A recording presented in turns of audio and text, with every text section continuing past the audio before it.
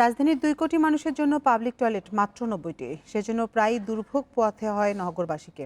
এ কারণেই যত্রতত্র মলমূত্র পড়ে থাকছে বলে মন্তব্য করেন পরিবেশবাদীরা। পরিকল্পনাবিদরা বলছেন প্রতিটি ওয়ার্ডে অন্তত একটি পাবলিক টয়লেট প্রয়োজন, যা নিশ্চিত করার দায়িত্ব সিটি কর্পোরেশনের। ঢাকা উত্তরে ৬০ থেকে ৭০ লাখ মানুষের বাস। এত সংখ্যক নগরবাসীর বিপরীতে পাবলিক টয়লেট আছে ২৩টি, নির্মাণ হচ্ছে আরও ৭টি। আর দক্ষিণে প্রায় ১ কোটি মানুষের জন্য ৪৪টি আধুনিক পাবলিক টয়লেট থাকলেও চালু আছে ৩২টি। পুরনগুলোর মধ্যে সংস্কার হয়েছে ১০টির। একদিকে পাবলিক টয়লেটের সংখ্যা কম, তার উপর বেশিরভাগের অবস্থাই শোচনীয়। যেমন বঙ্গবন্ধু স্টেডিয়ামের পাশের এই পাবলিক টয়লেট, ভাঙাচোরা, নোংরা আর অস্বাস্থ্যকর। তবে নতুনগুলোর অবস্থা কিছুটা ভালো।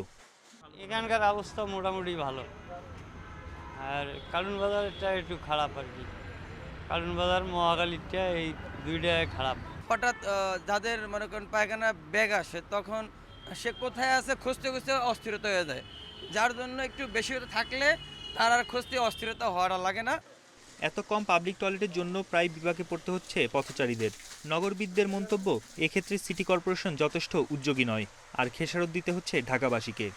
যদি সিটি কর্পোরেশনের সক্ষমতা না থাকে, তাহলে তৃতীয় কোনো পক্ষের কাছে সেই পাবলিক টয়লেটগুলো ইজারা দেওয়া যায় কিনা সে ব্যাপারে পরিকল্পনা করা যেতে পারে।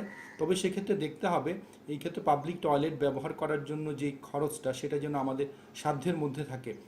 সিটি কর্পোরেশন বলছে জায়গা সংকটের কারণে টয়লেট নির্মাণ করা যাচ্ছে না, তবে 2 বছরের মধ্যে প্রতিটি ওয়ার্ডে একটি করে হবে।